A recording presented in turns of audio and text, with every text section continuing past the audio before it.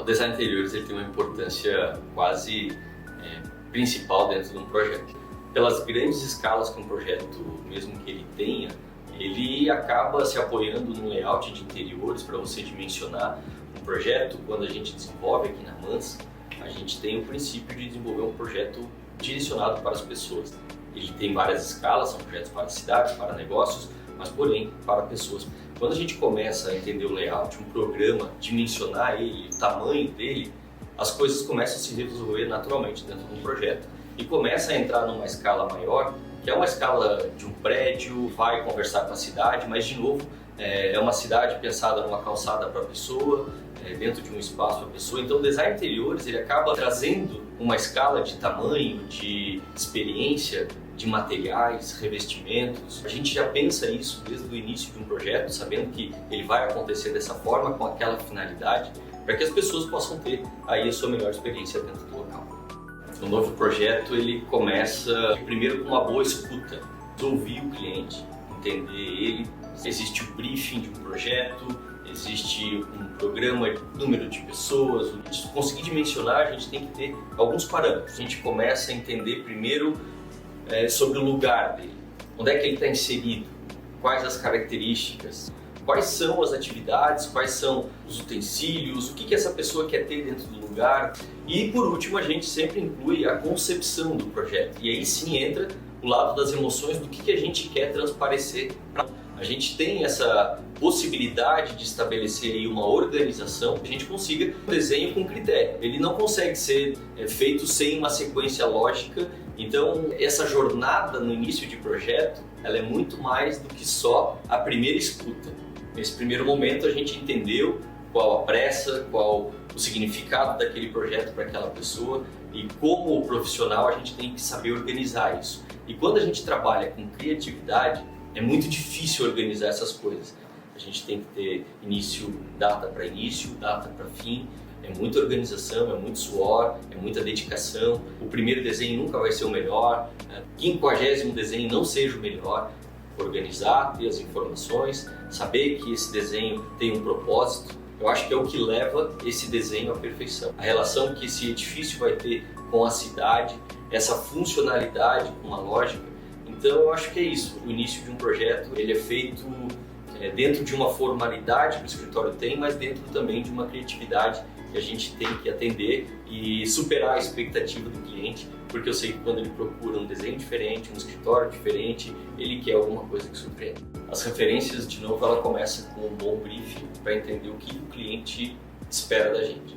Nesse contexto, muitos clientes também não conseguem direcionar tão bem o briefing acaba sendo raso, ou a gente não atinge uma profundidade de entendimento com o cliente. E muitas vezes o escritório de arquitetura tem um papel aí protagonista e começar a direcionar essas referências. Um escritório de arquitetura ele não pode ter sempre a mesma referência. Ele tem que aí ser um escritório curioso, procurar materiais, procurar espaços, experiências novas, como transferir essa experiência dentro do que a gente aprende culturalmente e transformar isso em um projeto. Trabalhar com referências, ela causa aqui dentro da gente várias escalas de um projeto, né? A gente tem desde a referência de materiais, desde a referência de espaços e proporções e desde uma referência de conceitos daquele projeto. Eu acho que a principal característica da Mans, claro, quando a gente não trabalha num projeto que ele tem um budget limitado, alguma coisa que deixa a gente também um pouco mais engessado dentro do processo, a gente tem uma característica muito grande de resolver muito bem os espaços em planta. A integração dos espaços entre eles, isso fica evidente, mas uma das características principais que eu posso aqui ressaltar, eu acho que é ter um projeto atemporal. Essa atemporalidade dos materiais, quando você trabalha com concreto aparente, uma madeira, uma pedra, são materiais que eu estou falando aqui de no mínimo de 100 anos atrás que eram utilizados e são bonitos até hoje. Então, saber também utilizar isso causa numa arquitetura, eu acho que essa polivalência dos clientes também enxergar em você várias possibilidades. Não consigo hoje mostrar uma característica e dizer, olha, Mans, faz isso. Eu acho que a gente resolve muito bem dentro dessa harmonia que tem que ter cada espaço e sempre procurar uma arquitetura temporal, que ela seja bonita daqui a 30 anos, daqui a 40 anos, a gente não consegue repetir essa forma. Ele tem o seu peso, ele tem, às vezes, a estética, ele pede um olhar diferente, mas, de novo, a funcionalidade para nós tem uma importância muito grande dentro dos espaços, dentro de um prédio construído, dentro da importância que é resolver muito bem um projeto. Se você começar a estudar história, você vai achar nos livros falando sobre o arquiteto do faraó, o arquiteto do rei. Quem pensava no castelo era o arquiteto do rei, era o arquiteto dos antigos que fazia. A palavra arquiteto é uma palavra muito antiga e ela veio muito antes da palavra engenheiro. O desafio do Brasil, que hoje sim, o cliente quando ele procura, quer fazer uma casa, ele fala, tem que contratar um engenheiro. É a primeira palavra que vem na cabeça dele. Mas o engenheiro é fundamental também dentro de uma obra. Mas a cultura do Brasil foi que as faculdades de engenharia se replicaram com muita rapidez no Brasil. A formação do engenheiro ela veio em primeiro lugar. E o engenheiro assumiu o protagonismo, inclusive, dos projetos.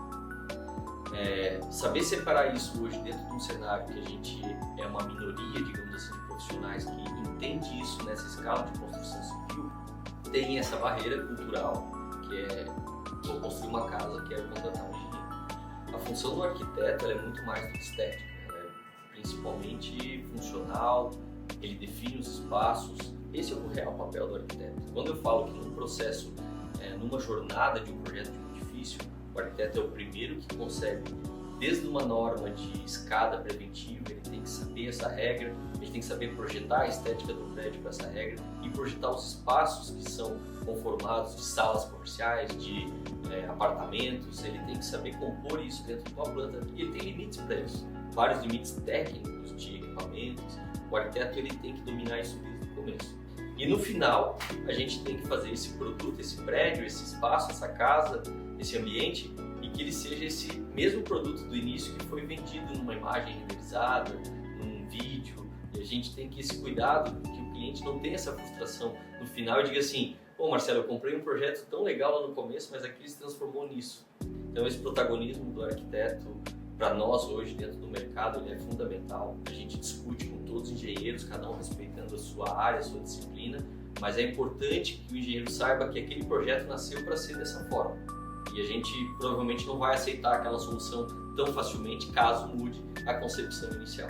E aí essa conversa é a conversa de mesa, são as brincadeiras que a gente fala, que o arquiteto não gosta do engenheiro, o engenheiro não gosta do arquiteto, mas que acaba sendo hoje o nosso trabalho poder conversar com todos.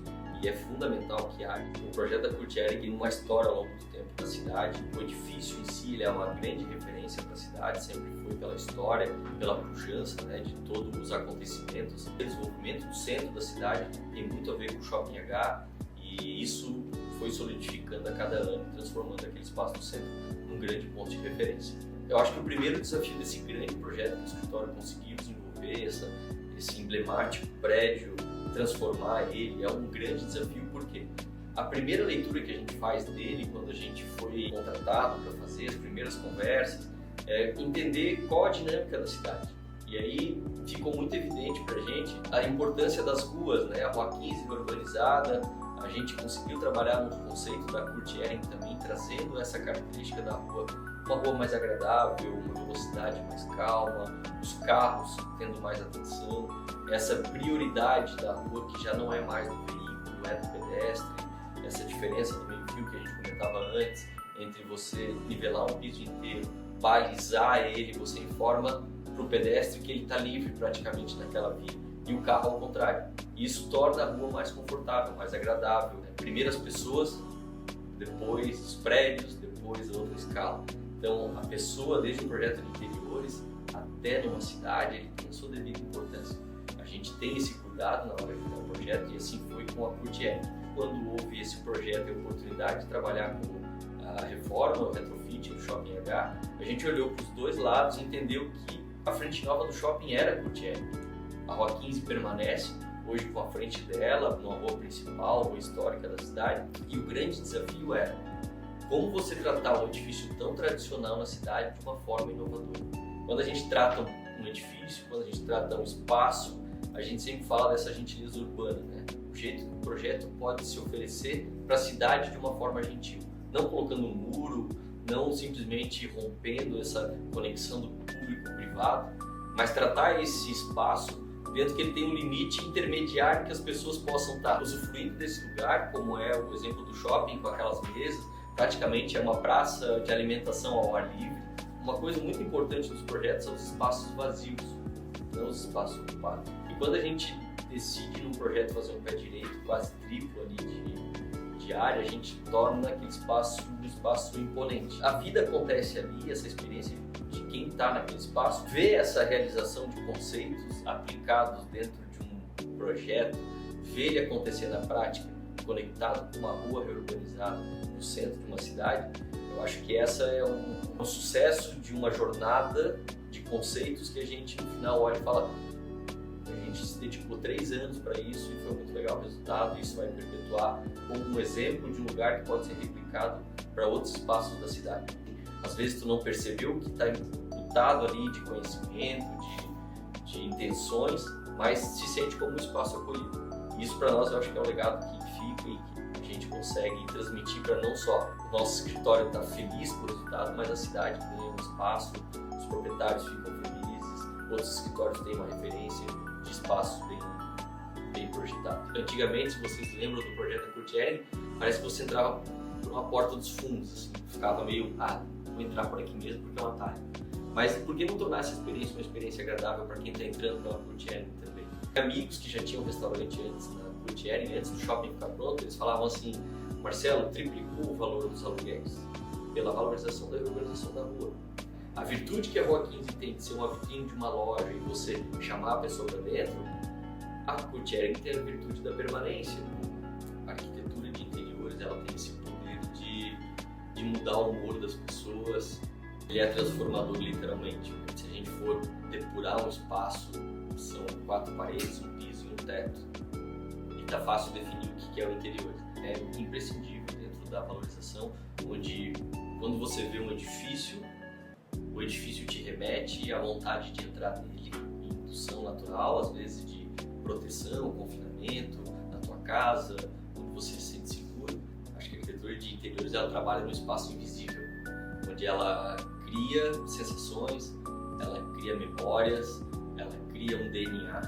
Espaço de interiores para mim não é só o espaço do hotel, do glamour, do luxo. Para mim é a personalização dos espaços.